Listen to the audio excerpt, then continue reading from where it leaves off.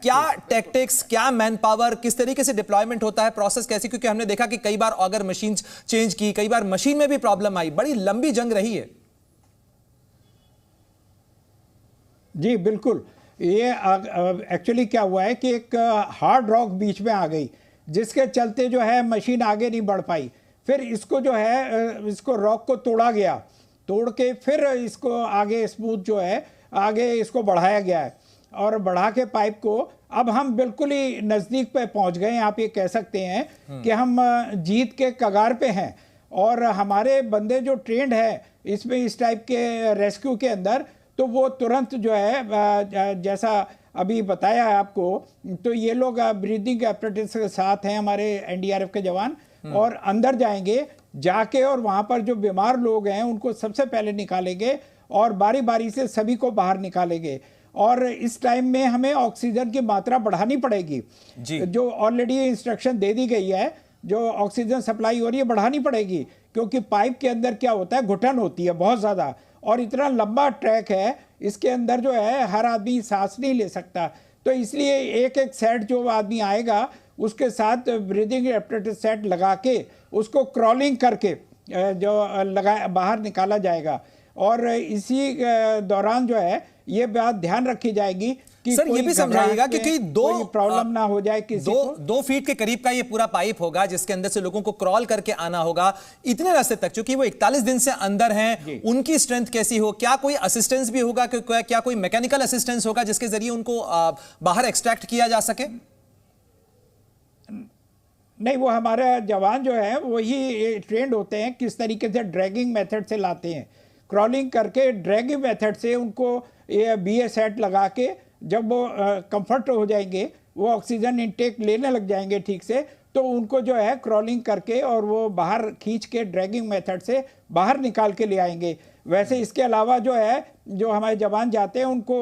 Proper तरीके से रस्सियों से बांधा भी जाता है, ताकि अगर इन बिटवीन कोई प्रॉब्लम आ जाए तो वो उस रस्सी की मदद से बाहर से खींचा जाए। लेकिन वो इतना मजबूती के साथ हम लोग को ट्रेनिंग दी जाती है कि हम कैसा भी अभी तक के इस ऑपरेशन को देखने के बाद अगर मैं बहुत लेमन की लैंग्वेज में पूछूं कि उन मजदूरों के बाहर निकलने में कितना वक्त लग सकता है, क्या ये पूरी प्रोसेस कंप्लीट होने के अंदर कई घंटे का वक्त लगने वाला है?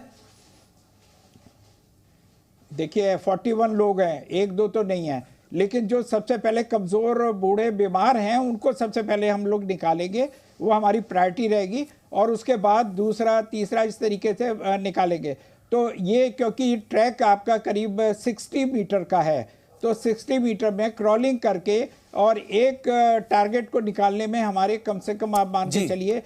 10 से 15 मिनट लग जाते हैं, है ना? तो इतना लगेगा, और बारी बारी से सब फिर आदमी जाएगा, फिर निकाल के लाएगा, तो फिर जाएगा। तो ये सारा प्रोसीजर में, इसीलिए मैंने बोला कि कल का सूरज जो है हमारे पूरे 41 लोगों के साथ निकलेगा, और सबको बिल्कुल कल का सवेरा जो है उम्मीदों वाला सवेरा होगा, ये आप कह रहे हैं। नवीन भटनागर जी, आप लगातार हमारे साथ जुड़े हुए हैं, आप बने रहिए हमारे साथ में। लेकिन निर्भय जो हैं वो भी हमारे साथ जुड़े हुए हैं, उनके परिजन अंदर टनल के अंदर फंसे हुए हैं, और आपकी ये जो बातें हैं, आप जो टेक्निकली समझा रहे हैं, कहीं ना कहीं उन्हें इस चीज का जरूर भरोसा हो रहा होगा कि जो इंजीनियर्स वहां पर काम कर रहे हैं, एनडीआरएफ की जो टीमें वहां पर तैनात हैं, वो जल्द से जल्द दीपक जो कि उनके रिश्तेदार हैं उन्हें जल्द से जल्द बाहर निकालेंगे। निर्भय जी, आपकी जैसे आपने कहा आपकी बात भी हुई, आपने जो उन्हें भरोसा दिया, लेकिन अंदर के हालात को लेकर क्या दीपक ने आपको कुछ बताया? अंदर किस तरीके की स्थिति है, वो लोग कैसे अपना मोराल या कहा जाए अपना मनोबल बनाए हुए हैं?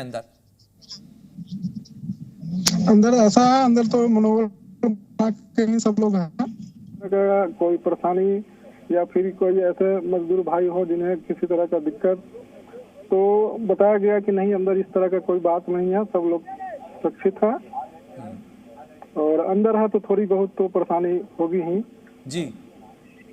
आपने जब उनसे बात की, आपने पूछा होगा, क्योंकि आप जैकेट पहने हुए हैं, कैप पहने हुए हैं, अंदर ठंड तो नहीं है, आपकी उनसे क्या कुछ बात हुई, थोड़ा अगर आप बता सकें। नहीं, अंदर ठंड तो नहीं है, अंदर तो गर्मी है, बाहर से हवा मांगा जाता है। जी जी, अब बस यही उम्मीद है कि जितना जल्द हो वो बाहर आ जाए, बस इसी उम्मीद में हम लोग यहाँ चैनल के पास बैठे हुए हैं। जी, बिल्कुल निर्भय जी, निश्चित रूप से हर कोई ये उम्मीद कर रहा है कि वो लोग जल्द से जल्द बाहर आएं, परिवारजन भी और साथ ही पूरा देश भी कर रहा है, लेकिन तैयारी कर ली गई है। आप देखिए किस तरीके से एम्बुलेंसेज वहां पर तैनात कर दी गई हैं और करीब 40 एम्बुलेंस तैनात की गई हैं वहां पर सुरंग के मुहाने के करीब, क्योंकि जैसे ही ये लोग बाहर आते हैं, क्योंकि 11 दिन की इस जंग को लड़ने के बाद जब वो लोग बाहर आएंगे उनको मेडिकल अटेंशन की जरूरत होगी, मेडिकल असिस्टेंस की जरूरत होगी और चिकित्सकीय सहायता के लिए डॉक्टर्स की टीम, मेडिकल टीमों को तैनात रखा गया है। साथ ही जो एम्स ऋषिकेश है वहां पर भी तमाम इंतजाम किए गए हैं ताकि उन्हें चिकित्सकीय सहायता पहुंचाई जा सके।